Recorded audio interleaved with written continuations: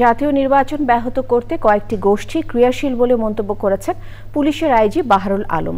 সংবাদ সম্মেলনে তিনি বলেছেন, খাগড়াছড়ির ঘটনায় যাদের চক্রান্ত রয়েছে তাদের খুঁজে বের করতে তৎপরতা চালিয়ে যাচ্ছে আইন শৃঙ্খলা রক্ষাকারী বাহিনী। এনামুল কবির রূপমের রিপোর্ট।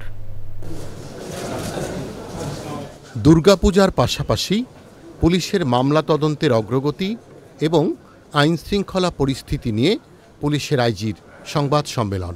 সারা দেশের সব পূজা মণ্ডপে সমান নিরাপত্তা দেয়া হচ্ছে বলে জানান পুলিশ প্রধান। খাগড়াছড়ি পরিস্থিতি নিয়ে সাংবাদিকদের প্রশ্নের জবাব দেন আইজিপি।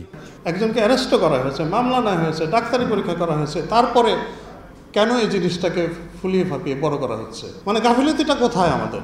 কেন এই জিনিসটাকে কেন এত বড় করা হচ্ছে? মানে যারা অস্থিতিশীলতা তৈরি করতে চাচ্ছে তারাই ছোটখাটো একটা যে ইস্যু নিয়ে they are trying to blow it up. পুলিশ প্রধান বলেন, কোনো থানায় ভুক্তভোগীদের মামলা না নিয়ে সাদা কাগজে অভিযোগপত্র নিয়ে তদন্তের নামে সময়ক্ষেপণ করা হলে সেসব থানার ওসিদের বিরুদ্ধে ব্যবস্থা নেওয়া হবে। আগামী জাতীয় নির্বাচন নিয়েও মন্তব্য করেন তিনি। পেছনে নানান ধরনের শক্তি ক্রিয়াশীল থাকে, আপনারা জানেন। আমরা একটা ট্রানজিশনাল টাইমের মধ্যে দিয়ে যাচ্ছি। আমাদের জাতির জন্য, দেশের জন্য অত্যন্ত গুরুত্বপূর্ণ নির্বাচন।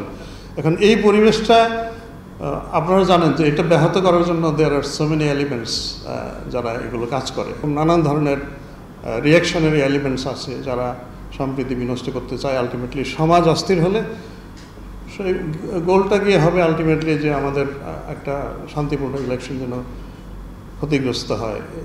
জুলাই আন্দোলনের ঘটনায় করা 18টি হত্যা মামলা সহ 55টি মামলায় আদালতে চার্জশিট দেওয়ার কথা জানানো হয় সংবাদ সম্মেলনে। এসব ঘটনায় আসামিদের সঙ্গে গ্রেপ্তার আছেন 21 জন পুলিশ কর্মকর্তা। Enamul Kabir Rupam, channel I, Dhaka.